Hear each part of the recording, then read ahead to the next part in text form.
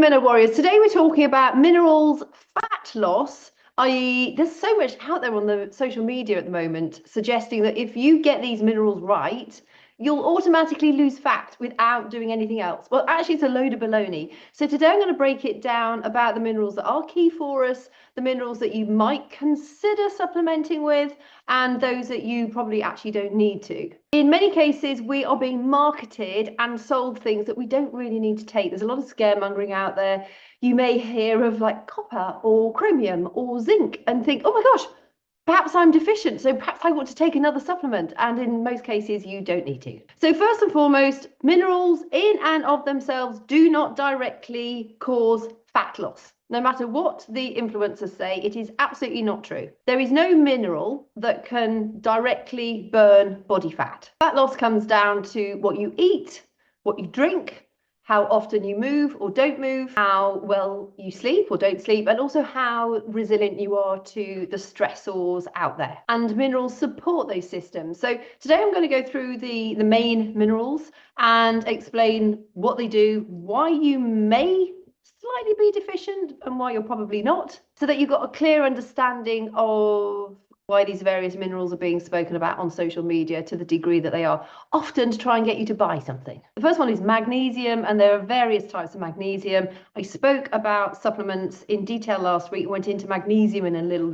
detail last week, so I will add that link here. Magnesium helps to calm the nervous system, can help improve your sleep, can help improve your insulin sensitivity, and also improve heart health. It's recommended for menopausal women or women over 50, around 320 to 400 milligrams of magnesium a day. General food sources are organic cacao, very dark chocolate, leafy greens. Almonds are particularly high in it, as are pumpkin seeds. But if you eat a wide range of nuts and seeds, you're going to be ticking a lot of those magnesium boxes. Potassium is also a very important, well, all the minerals are important in the right quantities. So potassium is probably one you hear a lot about. Potassium helps with fluid balance, muscular function, and also your blood pressure. Recommended daily amounts are between 2,600 milligrams and 3,500 milligrams for a midlife woman and beyond. Food sources that contain good amounts of potassium are potatoes,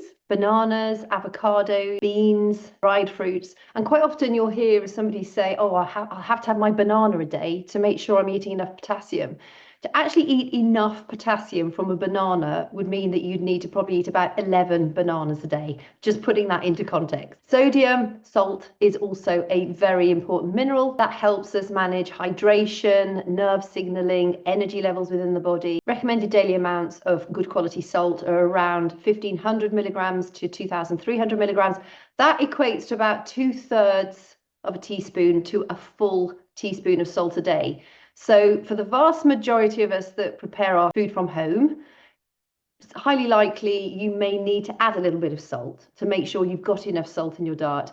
If you eat ultra-processed foods, if you eat out regularly, you're probably on the higher end of the salt that you take. If you're preparing food at home, it's healthy food. If you drink a lot of water, also if you sweat excessively, if you're having a lot of hot flushes, hot flashes, night sweats, if you sweat a lot, if you're doing strength training or whatever training you might be doing, then you may need to have a little bit more salt. Zinc is another important mineral. It supports your thyroid and insulin function. And obviously your thyroid helps to keep your metabolism going properly. If you have hypothyroidism, it means that you're not putting out enough thyroid hormone. So that's when you can be strangely gaining weight, you're feeling very fatigued. Hyperthyroidism is when you're losing weight rapidly, you're always on the go, you're feeling a little bit stressy, and it can be one of all of those symptoms. And quite often, as we go through menopause, thyroid problems do become apparent. And of course, calcium is worth mentioning. Most people do not need to take a calcium supplement unless you've been specifically directed by your healthcare provider. Calcium is known for bone health, teeth health, muscle function, and nerve signaling. And then just mention iron briefly, depending upon context, postmenopausal, the vast majority of us do not need to take an iron supplement. If you were having heavy periods in the past, then maybe you would have been iron deficient. For the vast majority of us now, we don't need to take it. And in fact, iron is one of those things, if you're supplementing and you don't need it, it can actually cause more damage than you would necessarily think it would, due to increased oxidative stress within the body. And there are other trace minerals that you may well have heard about: selenium, chromium, boron, manganese. The problem with the way the algorithms work, if you're typing in boron deficiency or selenium benefits, the algorithm then thinks, oh, she wants to see more about boron, or she wants to read more about selenium or chromium or manganese or any of these things. And so you're fed more of that information because of the way the algorithms interact on social media.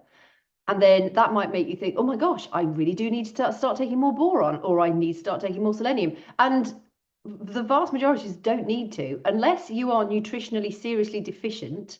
We are getting all these trace minerals in the food that we eat. I think it can be easy to think we need to single out every single mineral and then make it into a problem that needs solving because we might be deficient. In the vast majority of cases, we are not deficient. And yes, soils are becoming depleted.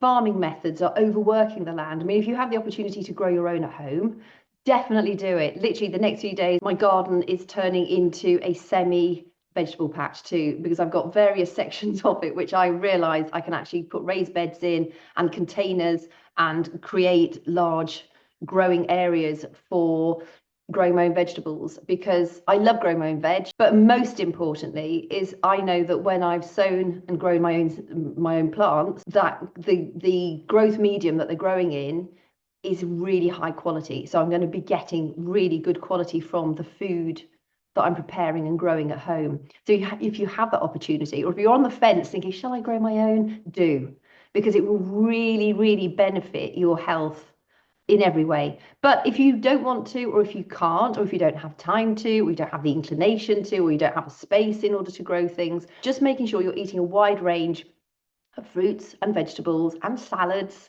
and nuts and seeds and lean healthy protein is going to serve you so well in making sure that you do have the right amount of minerals in your body. It's also worth noting that while you might be eating the right amounts of minerals, there are certain things that we do that can deplete our minerals.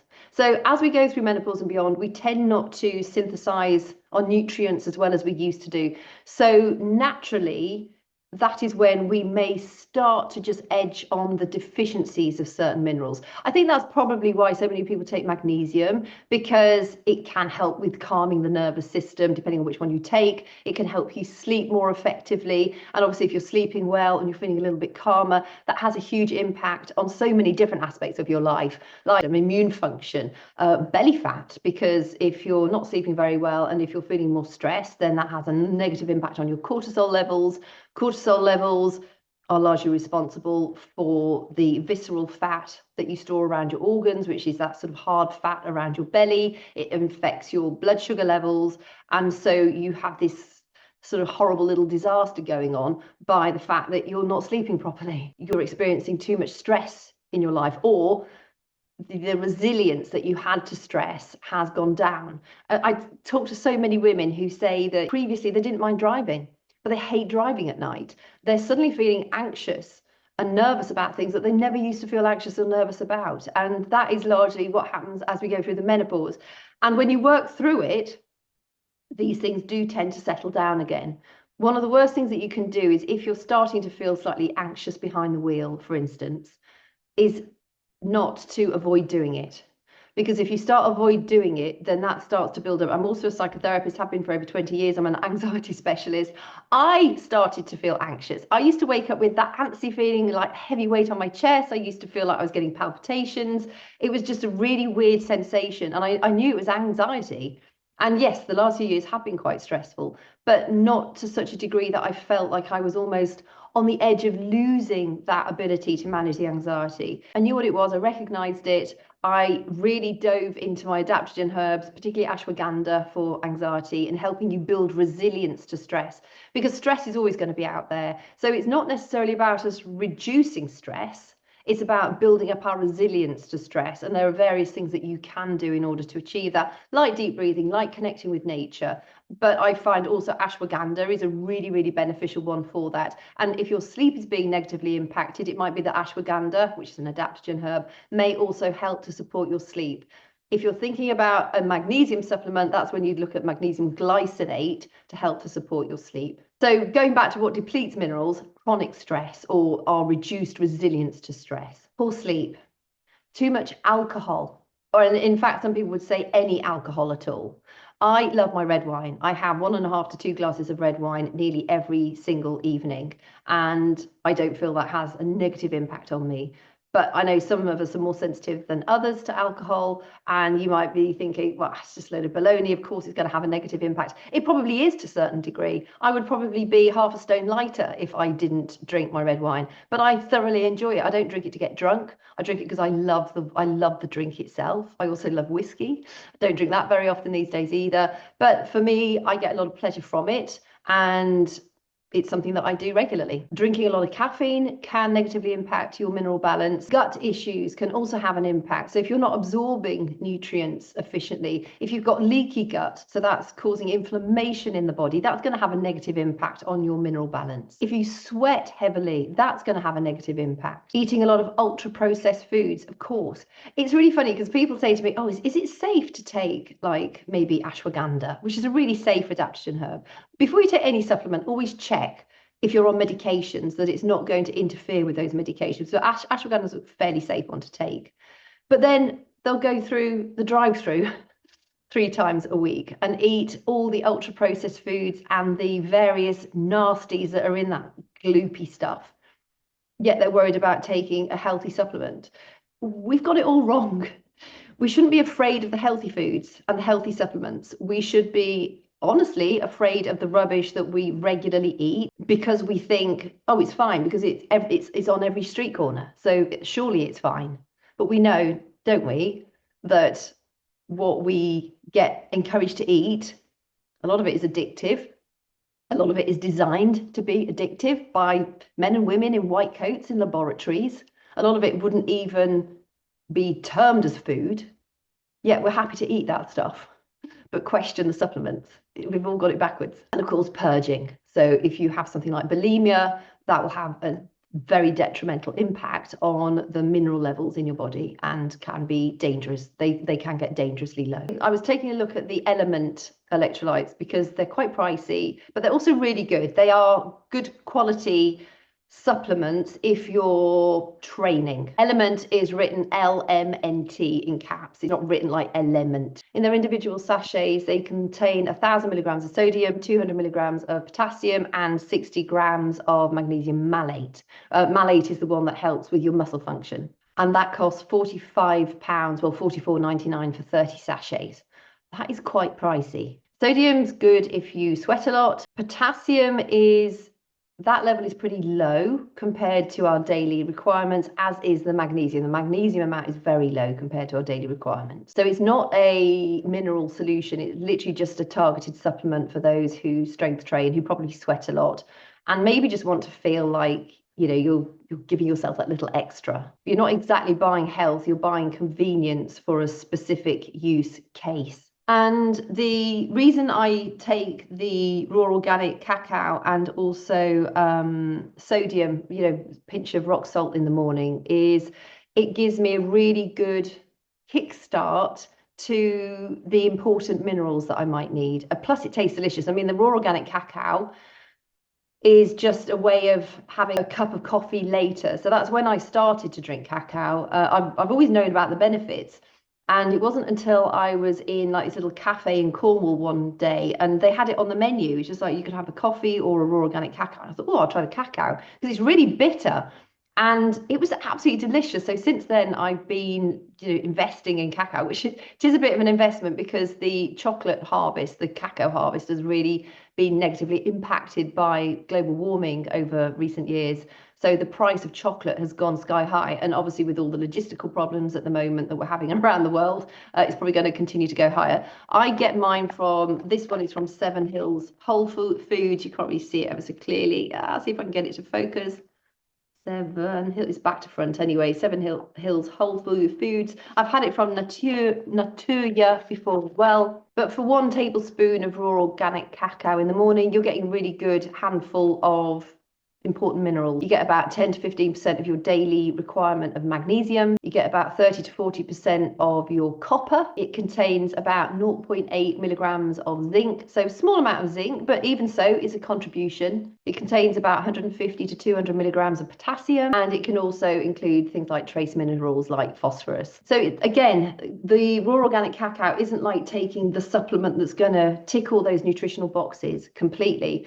But through the organic cacao combined with whole foods throughout the course of the day, I should be getting all the minerals that I need, minerals and trace minerals, and in the right amounts. Also, when we're eating it as proper food, it has a different effect on the body. So you're not just taking an individual supplement, you're taking the minerals in through the way nature meant for us to eat our supplements, not in tablet form, but through food, because then it is better assimilated into the body. And just go over the heavy metals claim about raw organic cacao. Yes, depending upon the soil that it's grown in and in the region of the world where it's grown, like very many other vegetables and food sources out there, it can contain some heavy metals. And there is always going to be that risk with whatever we eat. If you live in a city, you're breathing in heavy metals all the time. If you live near anywhere that's industrialized, you're breathing in heavy metals. The drinking water that a lot of us drink has got various things in it that we shouldn't be drinking. So rather than seeing, the thought of, okay, cacao, heavy metals, oh no, far too risky, the benefits that you get from drinking cacao, I would say, far outweigh the risks of the heavy metals, which are also in so many other food and drink sources that we consume. If you're worried about heavy metals, one thing you can do is get some bentonite clay. It's also known as montmorillonite clay. Get some from Amazon or a reputable source. And you only need, I don't know, say maybe a teaspoon of it. Let it sit in some water for, say, 20 minutes. It is a clay, so you'll need to let it sit in the water for a while. Give it a stir around, and then you can drink that. And yeah, it tastes like drinking clay. I actually love it. But if you did that, say, every 3 or 4 weeks, that helps to bind the heavy metals in your body and you excrete your heavy metals.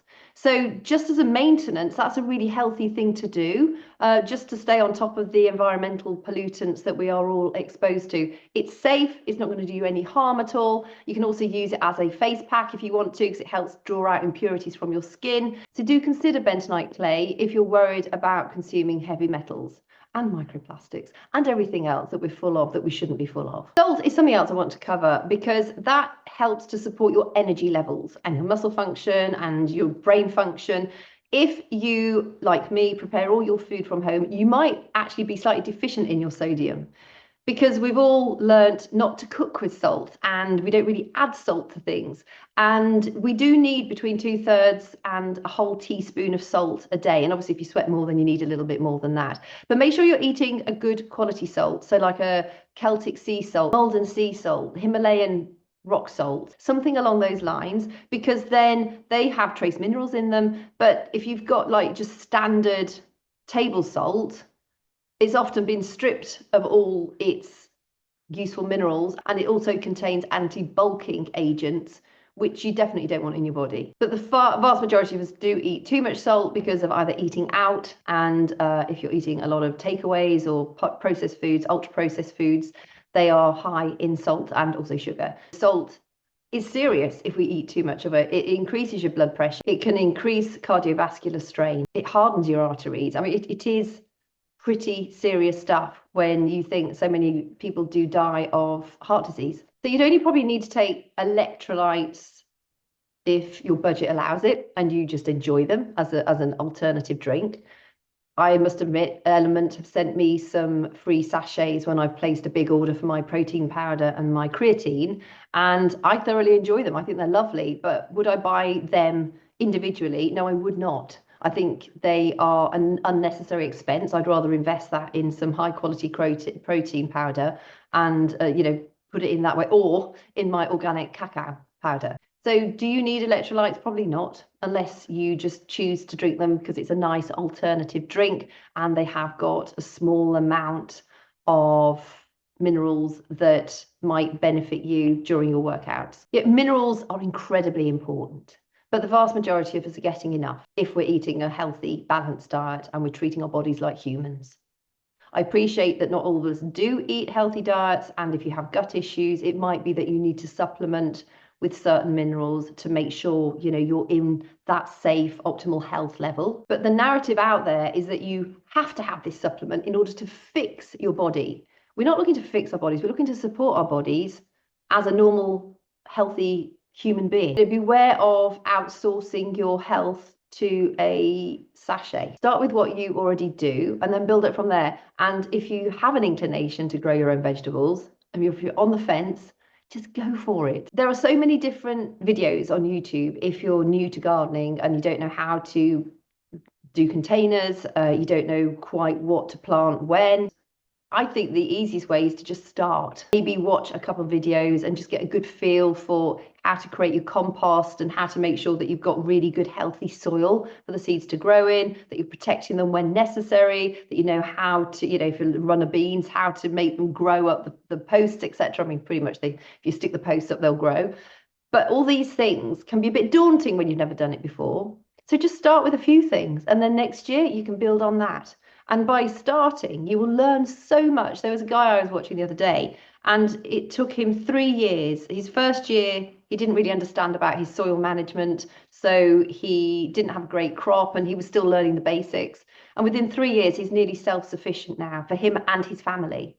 And it's just fabulous to see how much he's learned because of his interest in it. There is no reward like actually taking action and doing it yourself and learning on the job, and understanding that some things might work better than others, but it is all a learning experience. So if you're going to grow your own vegetables, put it down in the comments. What are you growing this year? I'm going to be growing my runner beans, chard, spinach, various lettuce leaves, cherry tomatoes. I've got several different types of salad potatoes, nasturtiums, and calendula and French marigolds, because those help to keep the pests off your vegetables. Carrots, if I didn't say those already. I already grow various mints. I already grow coriander and chives. And I'm also going to grow onions and garlic and courgettes and marrows because I love marrows. So it's going to be a large crop this year. Well, hopefully it all works out well. So I'd be interested. And also, what do you take if you're taking mineral supplements? And do you notice a difference by taking those mineral supplements? So I hope you have a great week. Thank you so much for your company. If you found the video helpful, please give it a like and consider subscribing to the channel so you don't miss future episodes. And somehow it means that YouTube thinks, maybe that is quite useful information, hopefully, and maybe more people will be able to see it. So see you soon.